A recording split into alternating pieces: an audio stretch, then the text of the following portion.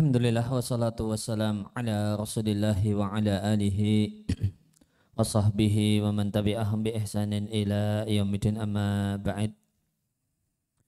Kaum muslimin rahimani wa rahimakumullah, khususnya keluarga besar Aneka Mesin yang semoga senantiasa mendapat kelimpahan barokah dan kasih sayang Allah Subhanahu wa taala. Kembali kita lanjutkan ngaji kita dari kitab Mukhtasar Minhajul Qasidin karya Ibnu Qudamah Al-Hambali rahimallahu rahmatan wasi'ah. Di kesempatan pagi hari ini kita akan bahas salah satu akhlak mulia dalam Islam yang dalam bahasa Arab disebut dengan hilm, orangnya namanya Halim, yang maknanya adalah tetap kalem meskipun dalam suasana tegang, suasana bikin marah, suasana bikin emosi. Diatkan oleh sahabat Abu Hurairah radhiallahu taala anhu dari Nabi sallallahu alaihi wasallam, Nabi bersabda, "Innamal ilmu bita'allumi." Hanyalah ilmu itu didapatkan dengan cara belajar. Maka berdasarkan hadis ini, tidak ada orang yang berilmu tanpa aktivitas belajar. Semakin efektif cara belajarnya, maka akan semakin maksimal ilmu yang didapatkan. Tidak ada orang yang berilmu dengan nyantai-nyantai, bermalas-malasan, tanpa belajar. Tidak ada orang yang kerjaannya tidur, bangun-bangun sudah berilmu. Kemudian yang kedua Nabi katakan, wa innamal hilmu bitahallumi.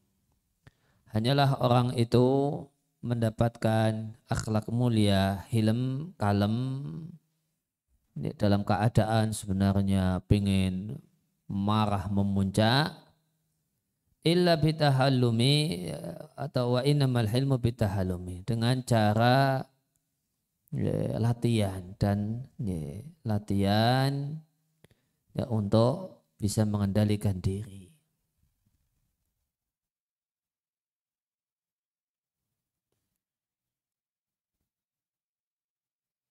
Ya, maka Nabi sampaikan di sini pada dasarnya umumnya orang atau kebanyakan orang itu tidak punya sifat hilm. Memang ada orang-orang yang memang gawan bayinya orangnya kalem, namun umumnya orang tidak demikian. Sehingga untuk bisa jadi orang kalem itu perlu latihan, perlu pembiasaan, perlu boleh jadi menggigit bibir atau yang lainnya ketika ada perasaan ingin muntah, ingin meledak marah. Maka itu perlu latihan, perlu tekad. Diawali tentu dengan kesadaran saya itu temperamen, saya itu emosional, saya itu kalau marah meledak-ledak, saya itu kalau marah itu mengerikan. Pertama diawali dari kesadaran kalau punya akhlak yang buruk, akhlak yang jelek, akhlak yang tidak baik. Setelah punya kesadaran demikian, kemudian punya tekad serius untuk berubah, dilanjutkan dengan berlatih mengendalikan diri untuk tidak meledak ketika marah. Kemudian di hadis yang lain yang diriwayatkan oleh Ibnu Sunni, namun sanadnya dhaif, pelajarilah ilmu, maka jadilah orang yang semangat belajar. Demikianlah semestinya orang Islam adalah orang yang semangat belajar. Dan secara umum demikianlah suasana yang ada di masyarakat kaum muslimin. Kalau Islamnya bagus, tentu banyak media-media belajar dari TPA sampai pengajian bapak-bapak simbah-simbah pengajian husnul khotimah dan seterusnya. Ini terlepas ini belajarnya sudah efektif ataukah belum. Namun kita lihat masyarakat yang Islamnya bagus itu memang masyarakat ilmu. Ya, ramai dengan ilmu, ramai dengan kegiatan yang dekat dengan ilmu.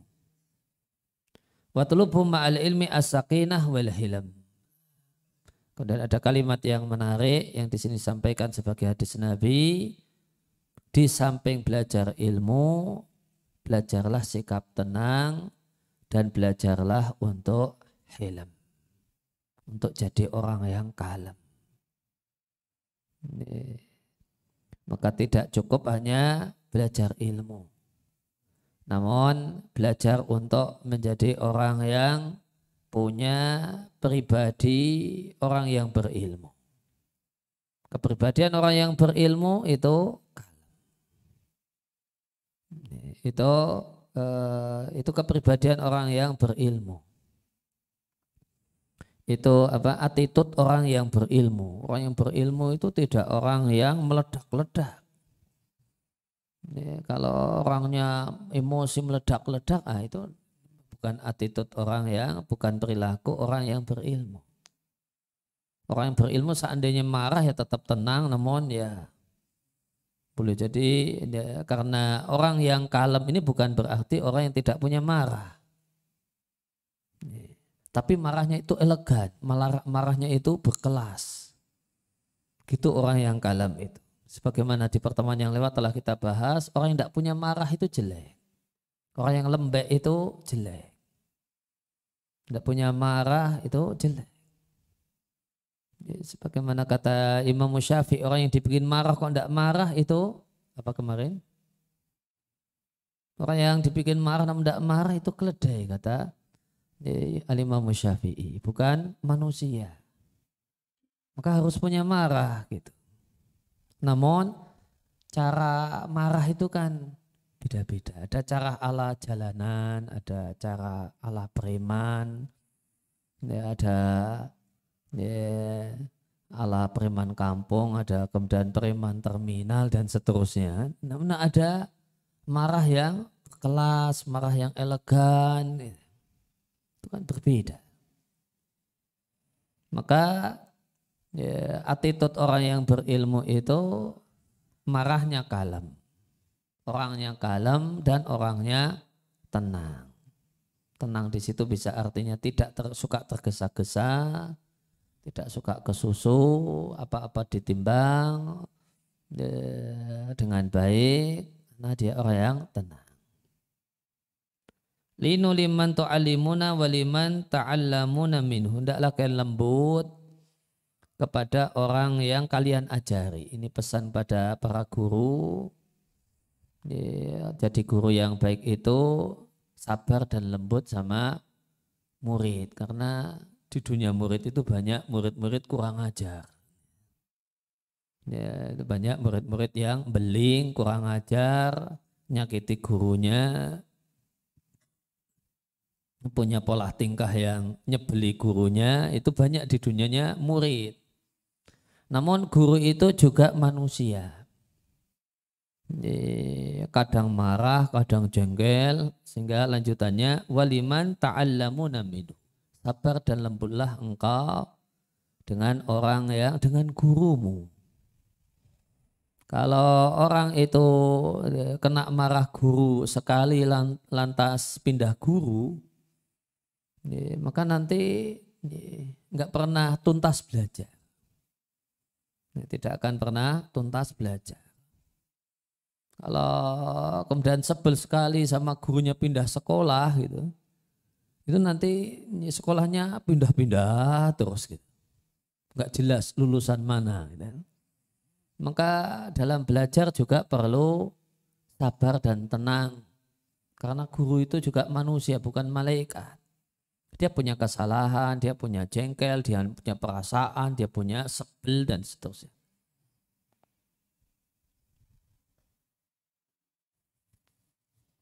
Wala takunu min jababiratil ulama, janganlah kalian seperti orang-orang yang berilmu namun namun sombong, fayaghlibu jahlukum alaikum. Kalau orang yang berilmu itu orang yang berilmu yang sombong, maka kebodohan itu mengalahkan kalian. Maka nanti sikapnya sikap orang yang bodoh dan bukan sikap orang yang berilmu. Ya, maka yang jadi pelajaran di hadis ini, carilah ilmu, di samping cari ilmu, carilah ketenangan dan sikap kalem. Berarti sikap kalem itu dicari dan diusahakan. Dicari dan diusahakan. Kalau tidak diusahakan, umumnya orang itu temperamen.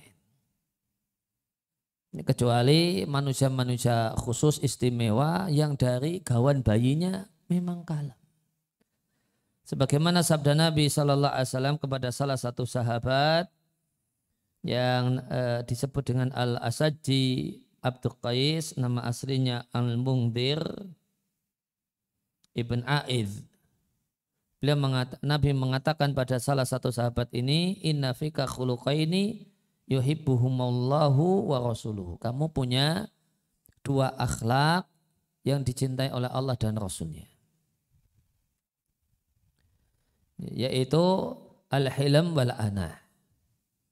Yaitu hilm, tetap kalem meskipun emosi dan marah, wal anah, dan tenang, tidak tergesa-gesa, tidak tergesa-gesa menilai, tidak tergesa-gesa bersikap, tidak tergesa-gesa dalam memutuskan,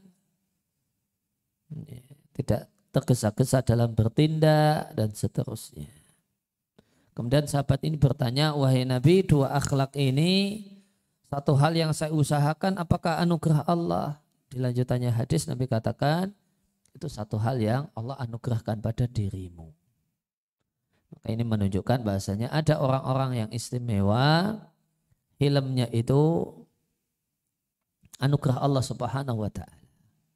Memang gawan bayinya orangnya tenang, orangnya kalem. Namun sekali lagi kalem itu terpuji, bukan kalem yang terpuji itu bukan artinya lembek, tidak punya marah. Dia punya marah, namun marahnya itu halus, marahnya itu berkelas. Jadi, sebagaimana Nabi itu beliau marah dan para sahabat tahu Nabi itu marah dengan wajahnya, dengan roman mukanya, para sahabat tahu Nabi marah. Kalau marah besar, sahabat mengungkapkan seperti buah delima yang dipenyet sehingga keluar bijinya.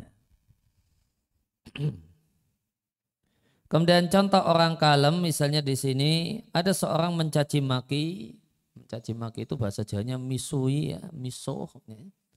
Mencaci maki sahabat Nabi Ibnu Abbas. Dia ngomong mencaci maki. Setelah selesai ngomong, Ibnu Abbas berkata kepada budaknya, wahai Ikrimah, ungdur hal li rajuli hajatun fanaqdiha.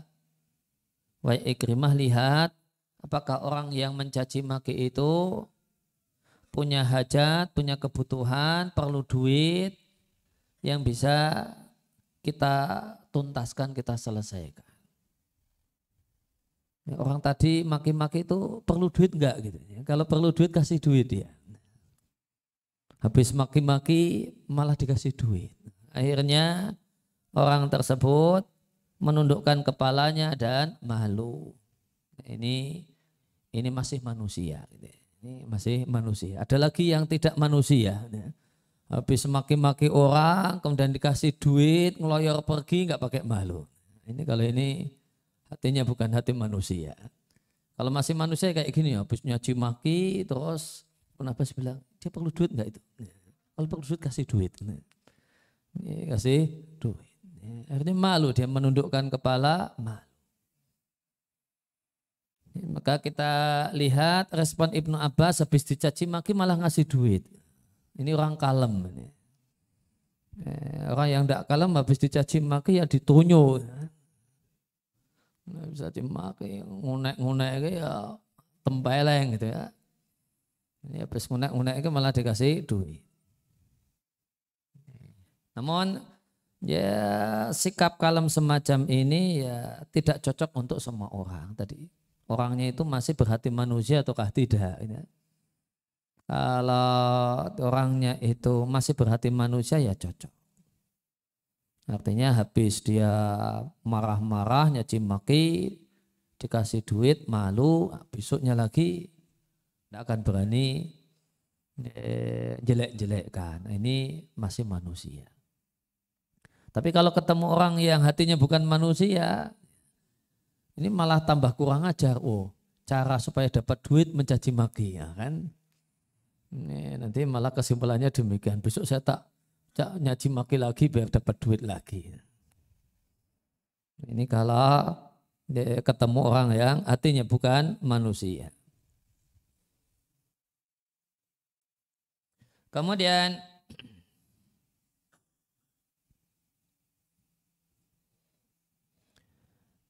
dan tentu hilm itu makin sifat hilm itu makin penting kalau untuk orang yang statusnya pemimpin, kepala, penguasa itu makin penting.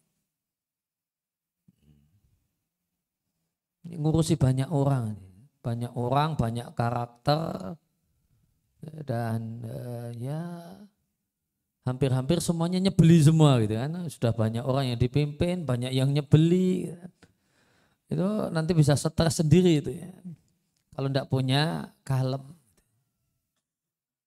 Dan di antara penguasa yang terkenal dengan kalemnya di dalam sejarah Islam itu adalah raja pertama dalam Islam, sahabat Nabi Muawiyah ibn Abi Sufyan.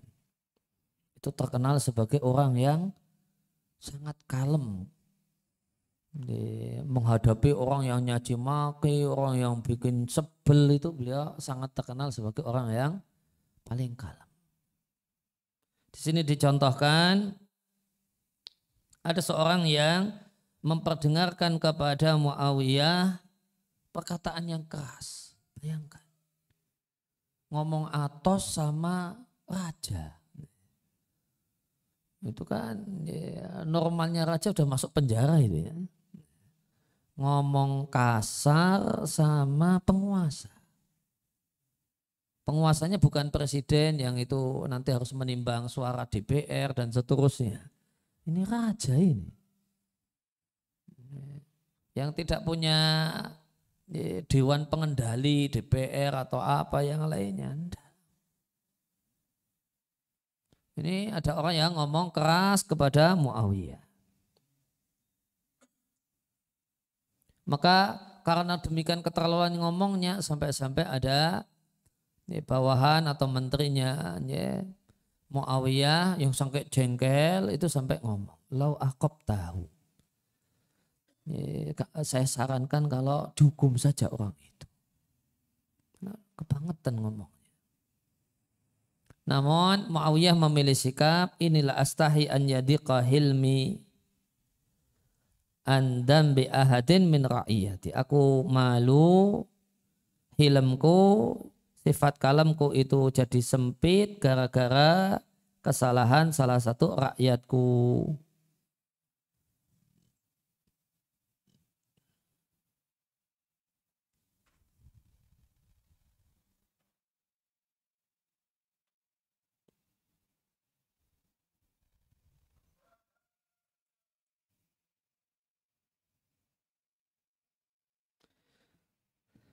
Kemudian ada kisah yang lainnya, namun wallahu a'lam tentang kebenarannya, ada yang meragukan kisah ini.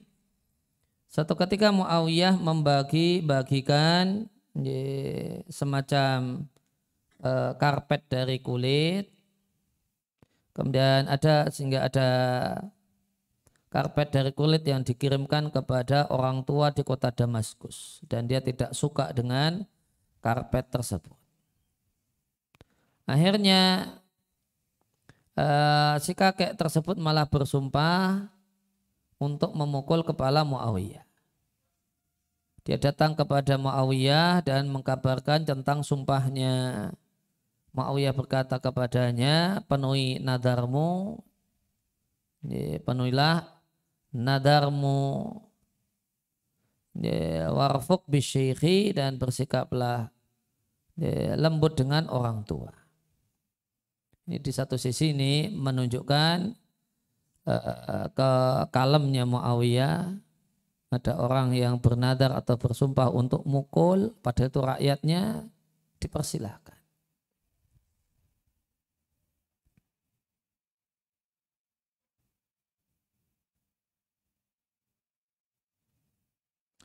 Ada seorang ada budak miliknya Abu Dzar. Ada seorang budak milik sahabat Nabi namanya Abu Dzar, dan budak ini mematahkan kaki kambing miliknya Abu Dzar. Maka Abu Dzar selaku pemilik kambing bertanya, siapa yang mematahkan kaki kambing ini? Budaknya mengatakan, aku lakukan hal itu sengaja untuk membuatmu marah supaya engkau memukulku, setelah itu engkau berdosa.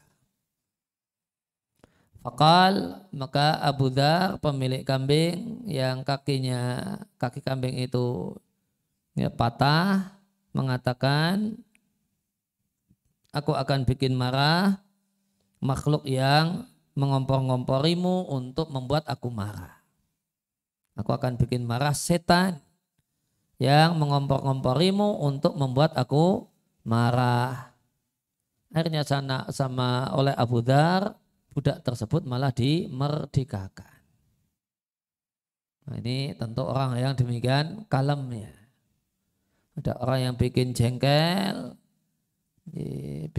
Abu Dzar, dan Abu Dzar itu faham kalau perbuatan orang ini bikin jengkel dia itu karena godaan setan. Dan setan ingin dia marah. Maka Abu Dzar mengatakan, aku akan buat marah setan yang ngompor-ngompori dirimu supaya aku marah. Dengan dimerdekakan. Kemudian ada lagi sahabat Nabi namanya Adi bin Hatim. Satu ketika beliau dicaci maki oleh seseorang dan Adi hanya diam saja.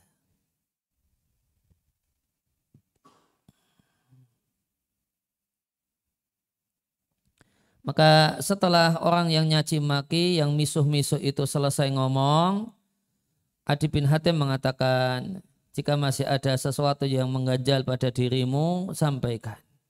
Sebelum anak-anak muda kampung ini datang. Ini para pemuda kampung ini datang, silakan disampaikan. Karena mereka para anak muda kampung ini jika mendengarmu mengatakan hal ini kepada pimpinannya, mereka tidak akan rela. Ya, maka ini Adi bin Hatim, seorang yang ditokohkan di masyarakatnya, ketika dicaci maki, ya, silakan sampaikan sepuasnya. Mumpung tidak ada anak-anak muda kampung ini, kamu bisa ngomong sepuasnya. Kalau ada anak muda kampung ini, kemudian mereka dengar kamu mencaci maki saya seperti ini, kalau saya sih santai saja, mereka yang marah, gitu. Mereka yang tidak akan terima.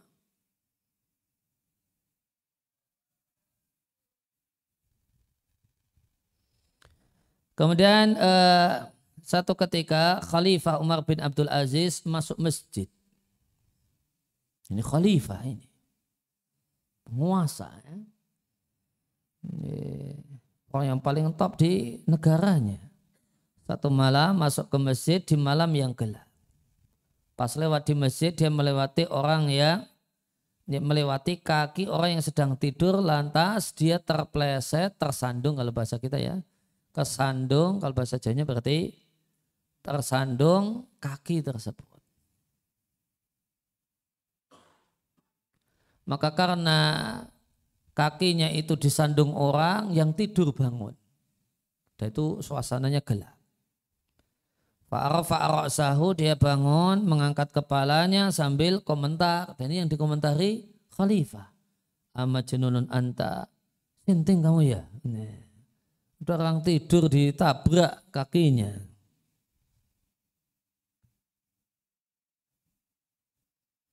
Ya, maka Umar bin Abdul Aziz merespon pertanyaan ini dengan santai. dia nilai ini sekedar kalimat tanya biasa saja.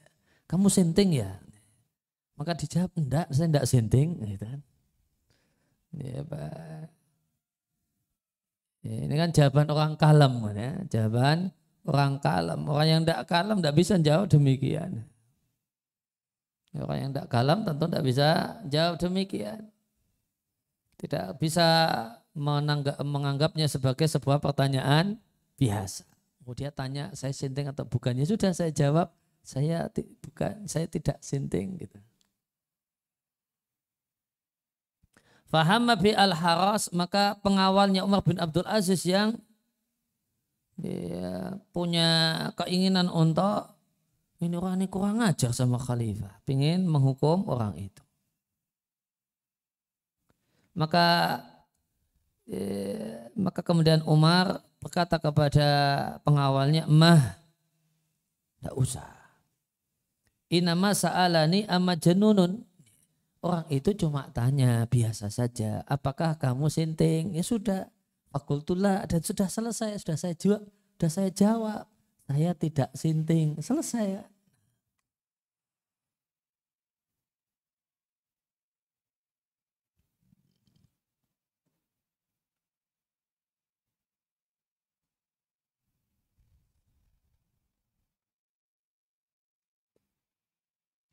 Kemudian ada seorang menjumpai Ali bin Husain, terkenal dengan seorang ahli ibadah, keturunan Nabi, anaknya Husain bin Ali.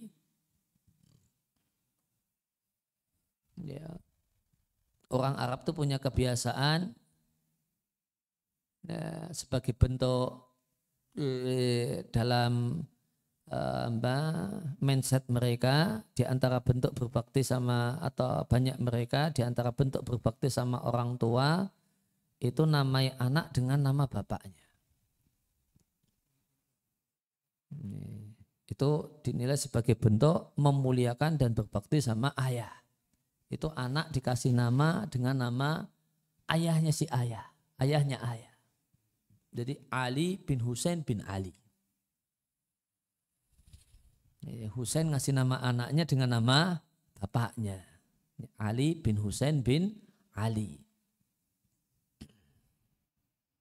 Itu dalam mindsetnya orang Arab atau banyak orang Arab, itu bentuk berbakti sama ayah. Ya, ada seorang menemui Ali bin Husain bin Ali radhiallahu anhuma, lantas mencacinya. Yang marah mendengar cacian orang ini malah budak-budaknya Ali bin Husain. Ali terkenal dengan sebutan Ali Zainal Abidin.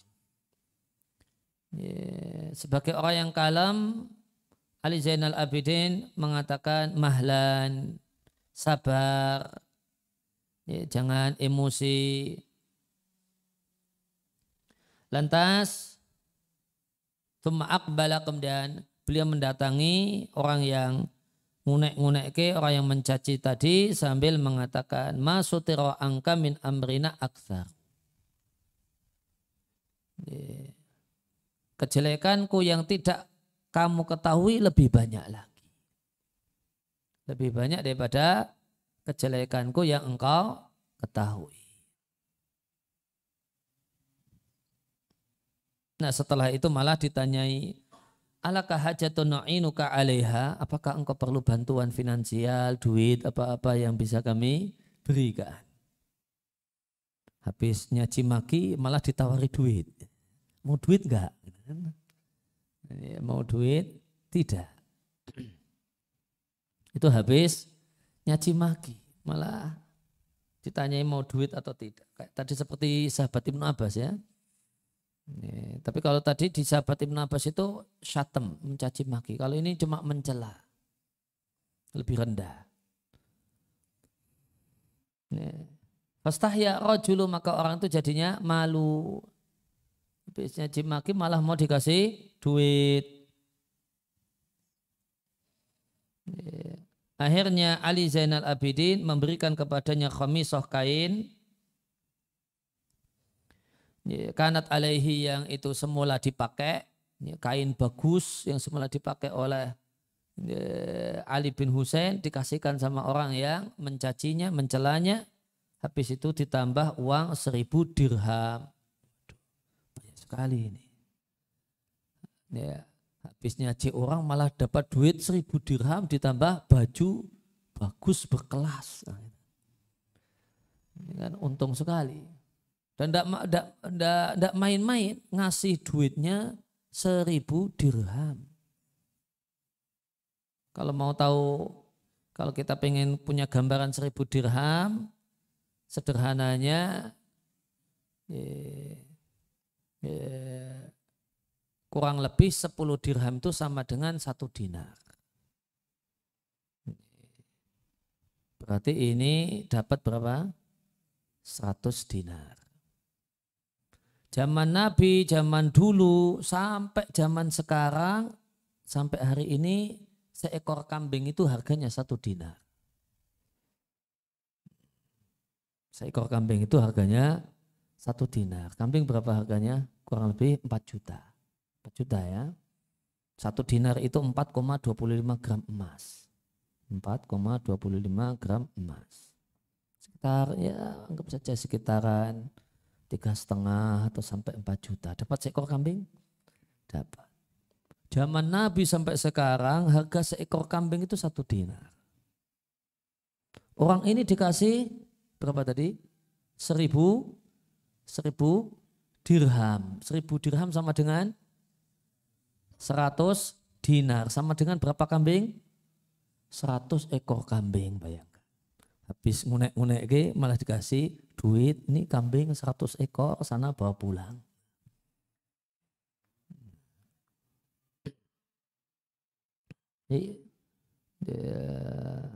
Masya Allah, 100 ekor kambing.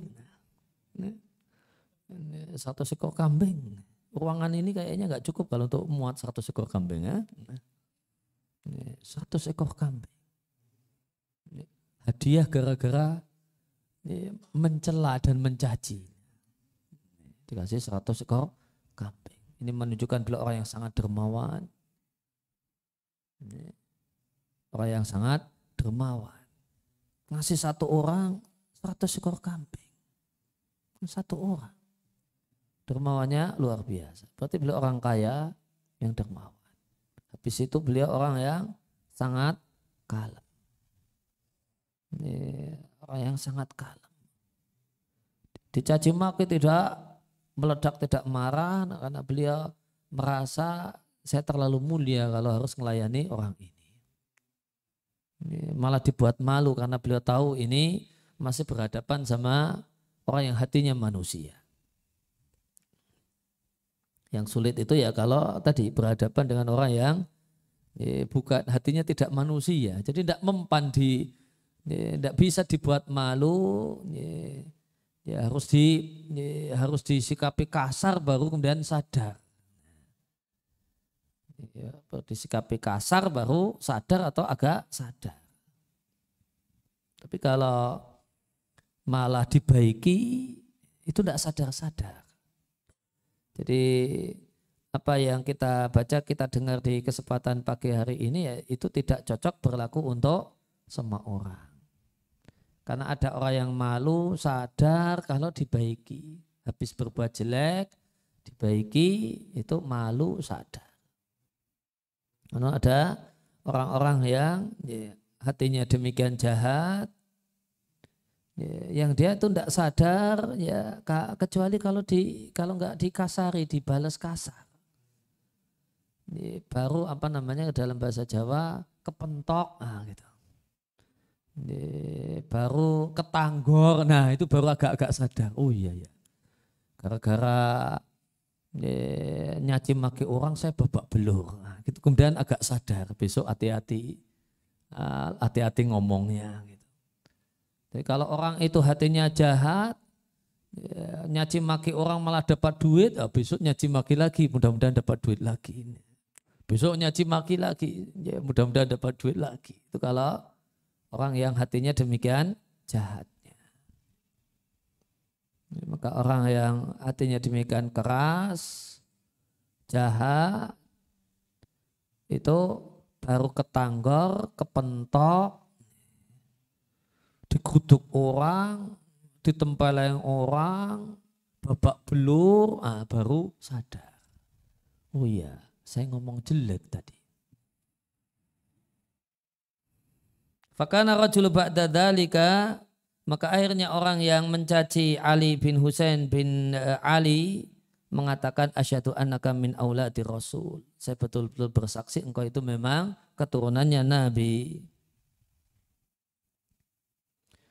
Kemudian waqala rajulun lil Wahab bin Munabbih, ada seorang ulama tabi'in namanya Wahab bin Munabbih mendapatkan laporan dari seseorang, inna fulanan syatamaka. Wahai Wahab, itu ada si A yang mencaci makimu di belakang. Maka orang yang kalem, Masya Allah, beliau mengatakan,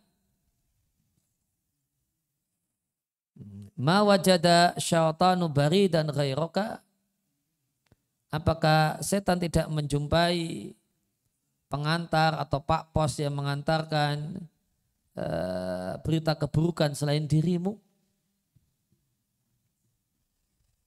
Ya, maka kalau umumnya orang atau banyak orang ketika ada orang yang ngasih laporan, dia itu di belakang itu menjelek-jelekkan.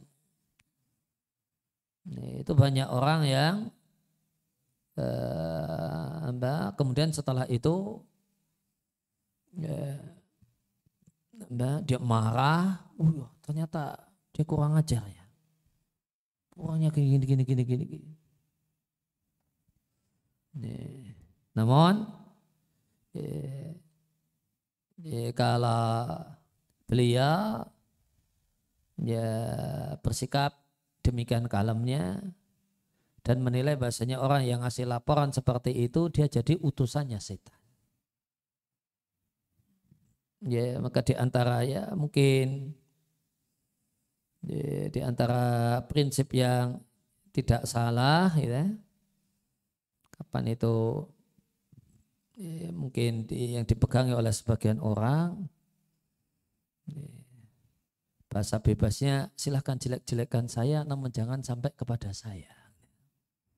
Supaya kita kalau ketemu ya tetap bisa senyum manis. Jadi ya, omongan orang di belakang tidak dia pedulikan. Selama itu ngomongnya di belakang. Dan tidak kemudian tahu sendiri kalau ngomongnya adalah ngomong yang jelek dan buruk dan memburukkan dan menjelekkan.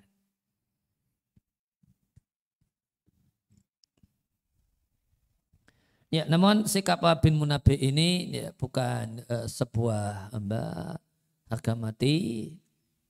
Ya, boleh saja karena lembutnya orang punya sikap semacam ini. Wahab bin Munabbih marah kepada orang yang ngasih laporan tentang adanya orang lain yang suka mencaci maki. Namun ya ini tidak jadi opsi tunggal dalam bersikap. Boleh saja orang punya opsi yang lain ya, semacam ya, ketika dia tahu bahasanya pemberi informasi ini orang yang terpercaya, maka kemudian dia bisa bersikap waspada dengan orang itu. Orang itu di depan saya manis, oh ternyata di belakang mencaci maki. Oh dia adalah orang yang bermuka dua. Saya harus waspada, saya harus pandai-pandai bersikap dengan orang semacam ini. Karena ini laporan dari orang yang terpercaya. Bahkan dia punya buktinya. Gitu. Jadi sikap Wahab bin Munabbih itu bukan opsi satu-satunya. Karena menimbang maslahat, kebaikan yang ingin diwujudkan sebesar-besarnya dan keburukan yang ingin diperkecil sekecil mungkin, maka boleh jadi ada pertimbangan yang lain. Dinilai ini satu hal yang manfaat supaya bisa tahu posisi si A, si B, dia itu kawan ataukah sebenarnya lawan. Dia itu musuh ataukah sebenarnya kawan baik. Kalau ternyata dia musuh, ya kenapa saya sikapi dia sebagai kawan. Boleh saja orang bersikap demikian. Kemudian kita lanjutkan tentang akhlak mulia yang lain, yaitu memaafkan dan lemah lembut.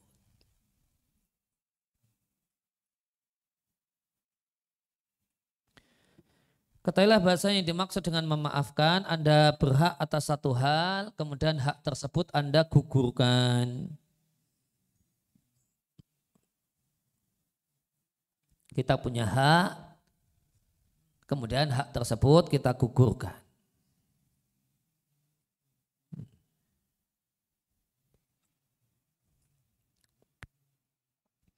Wa tu'addu anhu, dan dianggap sudah selesai. Contohnya kalau mungkin di antara memaafkan dalam memaafkan kisos ataukah memaafkan denda. Dia harus bayar denda kepada kita punya hak mendenda dia, menerima denda dari dia, kemudian kita maafkan. Itu namanya memaafkan. Dan memaafkan itu berbeda dengan sikap kalem atau hilm. Berbeda juga dengan menahan amarah. Boleh jadi orang itu menahan amarah namun tidak memaafkan. Karena orang itu menahan amarah itu boleh jadi membiarkan dan boleh jadi memaafkan. Boleh jadi membiarkan, cuma dibiarkan, tidak dimaafkan. Cuma dia tidak marah, dia tahan marahnya, dimaafkan tidak, cuma dibiarkan. Saya terlalu sibuk, terlalu mulia kalau ngurusi dia. Gitu. Tentang memaafkan Allah berfirman di surat Al-Imran, wal afina 'anin nas, di antara akhlak orang yang bertakwa adalah memaafkan orang lain. Kemudian di surat Asy-Syura ayat yang ke-40, faman 'afa wa aslaha fa ajruhu 'ala Allah. Siapa yang memaafkan dan memperbaiki dan maaf itu menjadi sebab baiknya orang yang dimaafkan, maka ada jaminan pahala untuknya di sisi Allah Subhanahu wa taala. Di dalam satu hadis Nabi Shallallahu alaihi wasallam menyampaikan 3 kalimat. Yang 3 kalimat ini Nabi mengubah mindset kita. Supaya kita tidak punya pola berpikir sebagaimana umumnya orang. Umumnya orang beranggapan sedekah itu mengurangi harta. Maka Nabi katakan, mana qasad shadaqatun min malin. Sedekah itu tidak mengurangi harta. Karena Allah ganti sedekah itu dengan keberkahan yang nilainya jauh lebih besar daripada kadar dan nominal harta yang dikeluarkan. Atau minimal dengan bersedekah orang mendapatkan ganjaran yang jauh lebih besar daripada nominal yang berkurang. Kemudian banyak orang punya pola berpikir memaafkan itu hina. Mulia, gagah, hebat itu ya kalau balas. Maka Nabi katakan, ma zadallahu abdan bi'afwin illa izza. Allah tidaklah menambahkan pada seorang hamba gara-gara memaafkan kecuali kemuliaan. Maka memaafkan itu menjadi sebab makin mulianya seorang hamba. Sisi mulianya yang pertama di hati orang yang memaafkan. Masya Allah ya. Beliau berkenan memaafkan kesalahan saya. Maka ketika orang itu sadar dia salah, betul-betul sadar kalau salah, kemudian dimaafkan, maka dia akan melihat bahasanya orang yang memaafkan itu demikian mulia di pandangannya, di hatinya. Kemudian yang kedua, boleh jadi mulia ini bertambah karena pandangan publik. Orang-orang melihat, oh dia kok Masya Allah dia di ini dan memaafkan. Dia diganggu, disakiti dan memaafkan. Luar biasa akhlak mulianya. Dia tambah mulia.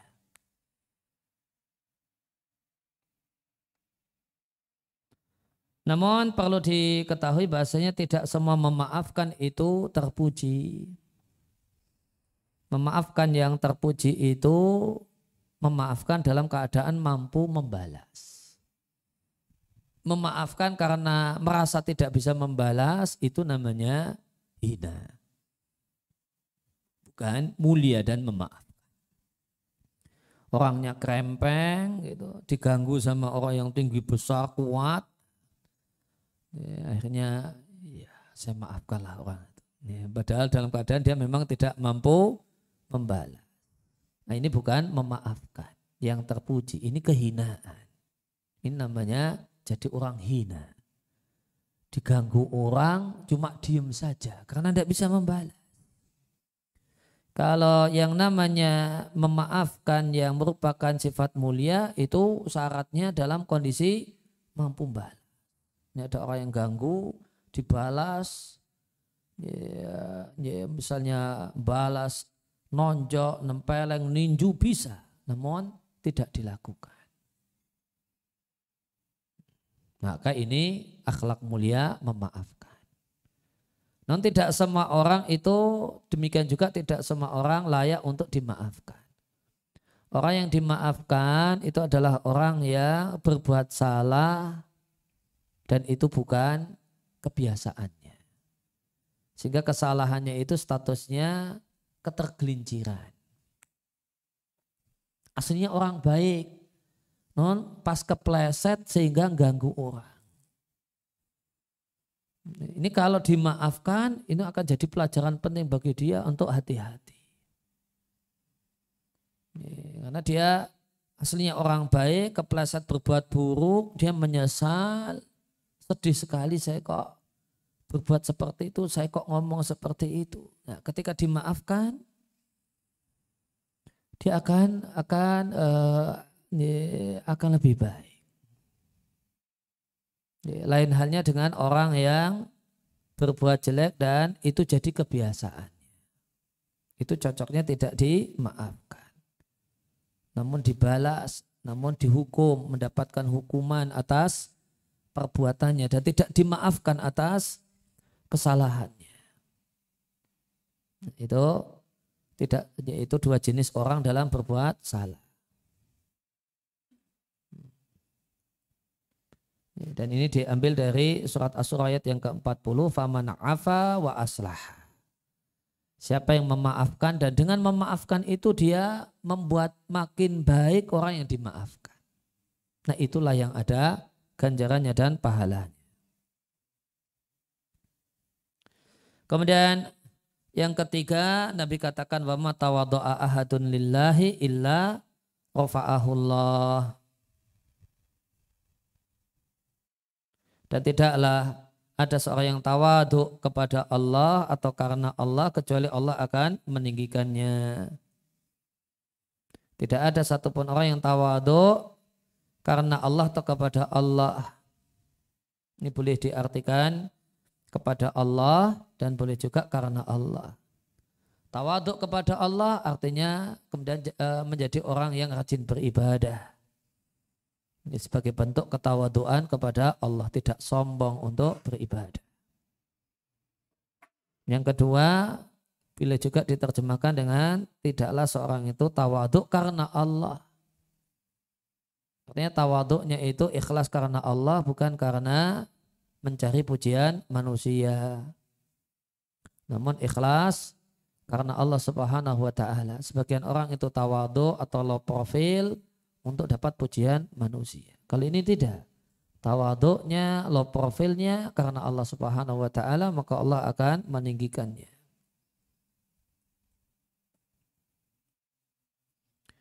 Kemudian dari sahabat Uqbah bin Amir, Rasulullah Shallallahu alaihi wasallam bersabda, dan sabda Nabi untuk salah satu sahabat adalah sabda Nabi untuk semua kita. Wahai Uqbah, kata Nabi, ala ukhbiruka bi afdali akhlaqi ahli dunya wal akhirah. Maukah aku beritahukan kepadamu akhlak paling mulia yang dimiliki oleh penduduk dunia dan penghuni akhir. Akhlak paling mulia di dunia dan di akhir. Dan ini akhlak yang luar biasa. Akhlaknya orang yang berkelas. Ya, puncak akhlak mulia. Nabi katakan, tasilu man qata'ak. Jalinlah hubungan baik dengan orang yang memutus hubungan denganmu. Kawan atau kerabat yang memutus hubungan, kita malah tetap. Misalnya kerabat, misalnya. Dia tidak pernah mau ke rumah kita sering ke rumahnya. Dia tidak pernah ngutangi kita, namun kita jika diutangi, ya, kita utangi dia. Ya, atau putus hubungan dengan sahabat dan kawan. Ya, kita bolak-balik main ke rumahnya, sekalipun dia tidak pernah mau main ke rumah kita. Ada saja alasannya nggak mau main. Namun kita tetap baik kepadanya. Dia sering cuek pada kita, namun kita tetap perhatian dengannya. Ini luar biasa. Kemudian yang kedua kata Nabi, wa tu'ti man haramaka. Berilah harta kepada orang yang tidak mau memberikan harta kepada. Pas kita susah, nggak ada yang mau bantu. Kita minta bantuan si A, dia tidak mau bantu. Kita minta bantuan si B, tidak mau bantu. Setelah kita kaya, A datang minta bantuan, kita bantu. B minta bantuan, kita bantu. Padahal mereka dulu tidak mau bantu. Kemudian yang ketiga, dan maafkan orang yang zalim kepada.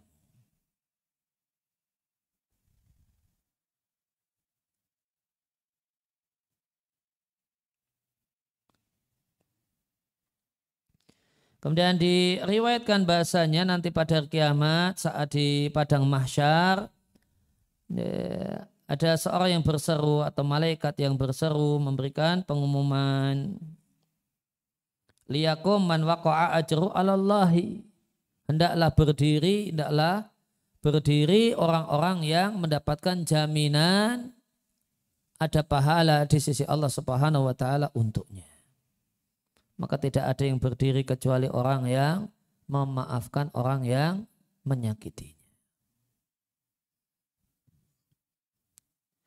Itu tentang sejumlah dalil tentang memaafkan. Dan di samping memaafkan itu akhlak mulia, di samping meminta maaf itu, memaafkan itu akhlak mulia, meminta maaf itu juga akhlak yang tidak kalah mulianya. Meminta maaf. Mudah menyadari salah, kemudian meminta maaf. Ini juga akhlak mulia. Kebalikan darinya adalah sombong. Ada orang yang sombong tidak mau mengaku salah. Ini bentuk kesombongan. Ada orang yang sombong tahu salah namun tidak mau meminta maaf.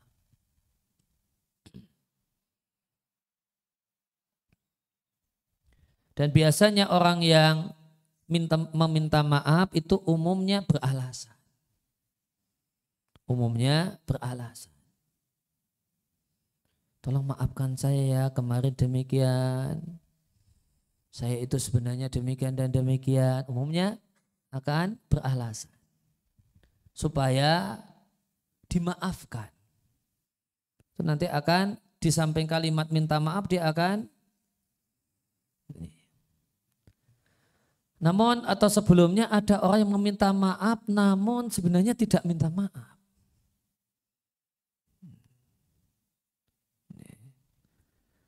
Jadi ada sebagian orang itu di masjid kita jumpai orang yang minta maafnya itu lucu. Minta maaf tapi kok kalimatnya demikian. Tolong maafkan saya ya.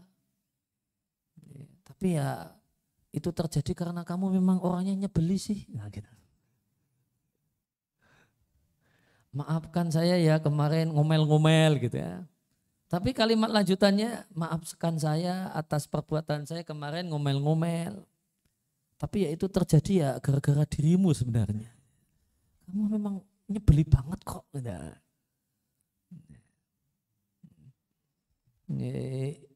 Ada ya orang yang minta maaf demikian. Dan ini banyak terjadi atau tidak terjadi pada perempuan. Dan ini ciri perempuan tidak solihah.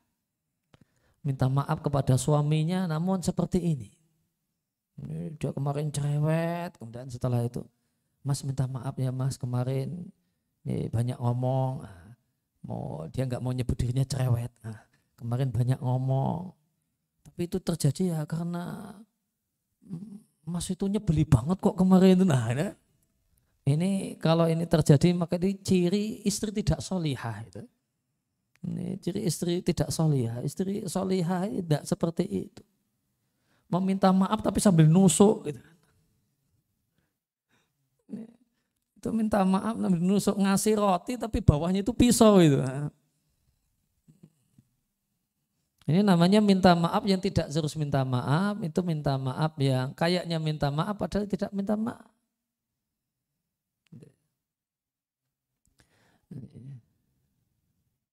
Ya orang yang minta maaf tidak akan seperti itu, tidak akan ada kalimat tambahan seperti itu. Ya tolong paling orang yang minta maaf beralasan. Dan dah titik tanpa nusuk orang yang dimintai maaf. Minta maaf kemarin cerewet, saya banyak ngomong, saya emosional gitu. Saya sedang mungkin datang bulan, tolong maafkan saya. Enggak. Ya sudah titik di situ. Tidak malah sambil nyalahkan orang yang dimintai maaf.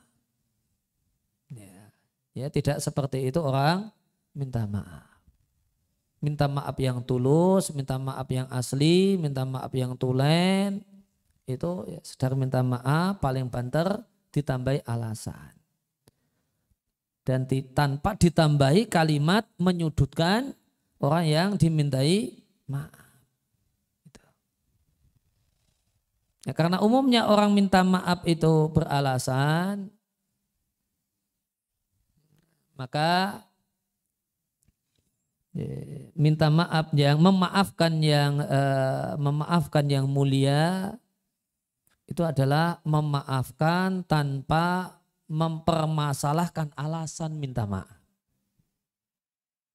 Jadi dia mau ngomong apa setelah minta maaf beralasan begini-begini semuanya diiyakan. Ya, sudah saya maafkan. Ya, sudah saya maafkan. Jadi tidak menimbang. Sebagian orang sebelum ngasih maaf menggugat dulu alasannya. Menggugat dulu alasannya. Mempermasalahkan alasan yang disebutkan. Dia beralasan maaf kemarin saya banyak ngomong, itu malah di-cut. Jangan ngomong banyak ngomong. Ngomong saja cerewet.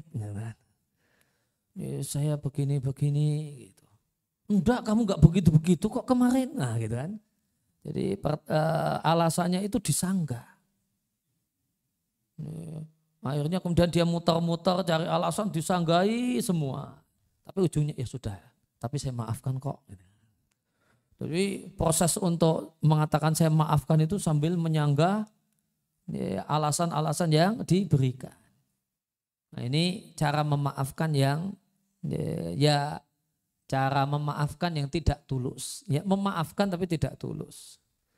Kalau tadi minta maaf yang tidak tulus karena minta maaf sambil nusuk. Gitu. Kalau ini memberi maaf namun tidak tulus. Jadi ujungnya dimaafkan namun sebelum dikasih ujung itu dihantemi dulu. Dihantemi dulu. Kemarin saya cerewet karena saya pas haid. Enggak. Haidnya itu 2 hari setelah itu kok saya tahu. Nah, saya tahu kok. Kamu udah haid kok. Gitu. Nah, itu terus nanti beralasan apa lagi kemudian pokoknya dibantain semua. Gitu. Nah, meskipun ujungnya ya sudah, nggak apa-apa saya maafkan dah. Nah, gitu. Nah, itu memaafkan yang tidak tulus. Kalau memaafkan yang tulus itu tidak mempermasalahkan alasan. Alasannya diterima semua. Namun perlu diketahui bahasanya di dunia orang minta maaf itu bisa dipastikan semua alasan yang disampaikan oleh orang yang bersalah supaya dimaafkan itu kalau tidak bohong kecampuran bohong. Itu sudah kaidah di dunia meminta maaf itu. Kalau orang itu merasa bersalah dan minta maaf dan mengajukan alasan supaya lebih dimaafkan, alasannya itu kalau tidak bohong, kecampuran bohong. Tadi misalnya maaf kemarin saya cerewet, saya pas lagi emosional karena emosi tidak stabil karena sedang haid misalnya. Padahal dia tidak haid. Tapi bohong. Itu orang beralasan. Itu kalau tidak bohong, kecampuran bohong. Sebenarnya pas itu maksudnya itu niatnya jahat, tapi ketika minta maaf dia kata maksud saya itu tidak demikian kok, maksud saya itu begini. Oleh karena itu orang yang karena tahu bahwasanya orang yang minta maaf itu pasti bohong. Kalau beralasan itu pasti bohong.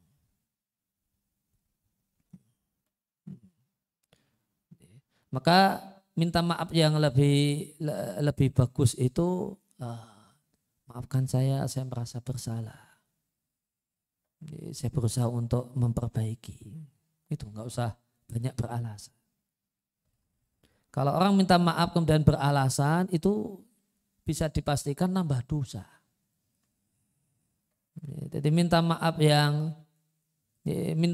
yang tulus itu saya minta maaf, saya kemarin salah, saya menyesal, saya sungguh sangat menyesal telah menyakitimu. Tolong maafkan saya berjanji untuk lebih baik. Ini tidak beralasan, karena beralasan itu seringkali kalau tidak murni bohong, nanti dicampur kebohongan. Sehingga meminta maaf yang lebih berkelas itu adalah maafkan saya salah, saya menyesal, saya sedih atas perbuatan saya, gitu-gitu. Jadi memaafkan yang tulus itu tidak mempermasalahkan alasan. Kemudian meminta maaf yang lebih bagus, memaafkan yang lebih bagus lagi, yang lebih berkelas lagi adalah memaafkan dan melarang orang yang minta maaf untuk beralasan. Saya tidak ingin, tolong maafkan saya atas perbuatan saya kemarin. Sebenarnya, udah mulai mau beralasan. Sebenarnya langsung di-cut, stop. Gak usah beralasan, nanti kamu tambah dosa kalau beralasan. Sudah saya maafkan. Sudah saya maafkan. Kamu tidak usah beralasan, nanti kalau beralasan kamu tambah dosa. Saya tahu kok kalau orang beralasan pasti bohong. Sudahlah kamu gak usah beralasan. Cukup kamu minta maaf, saya sudah cukup itu. Sudah saya maafkan, kamu tidak usah beralasan. Itu tentang masalah minta maaf dan memaafkan.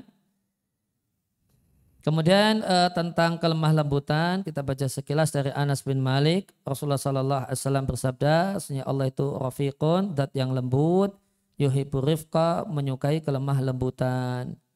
Allah memberikan untuk kelemah lembutan satu hal yang tidak Allah berikan pada sikap keras dan kasar.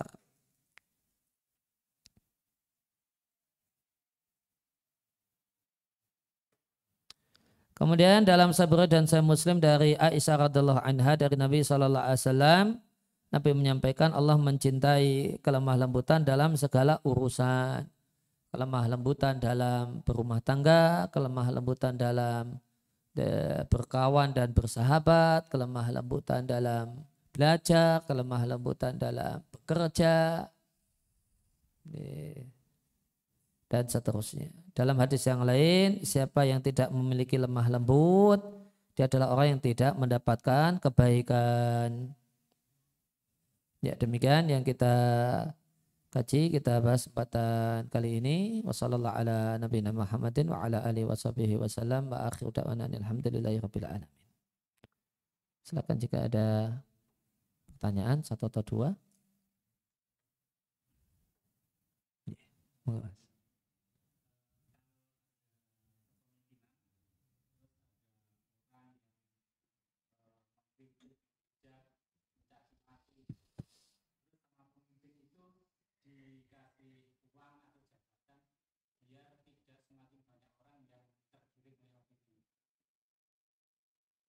ya boleh-boleh saja jika dikasih ya jabatan yang cocok, ya, yang nanti keberadaan dia di situ tidak akan merusak dan memang si pemimpin ini punya otoritas untuk memberi jabatan itu, yaitu ya mirip-mirip seperti sikap yang tadi kita baca, habis caci maki malah dikasih duit gitu.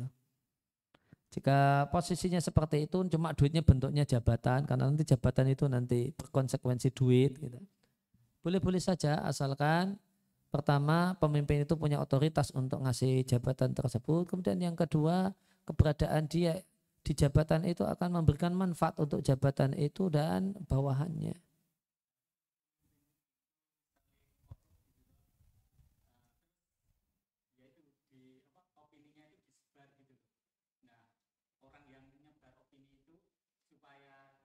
Dibungkem. Oh, kalau itu suap jadinya. Orang salah. Kalau orang bersalah, kemudian supaya orang tutup mulut untuk tidak menyampaikan yang melaporkan dan sebagainya, namanya suap. Dan itu ya, bukan hilm. Bukan hilm itu. Ada yang lain? Ya, monggo, Mas Aris.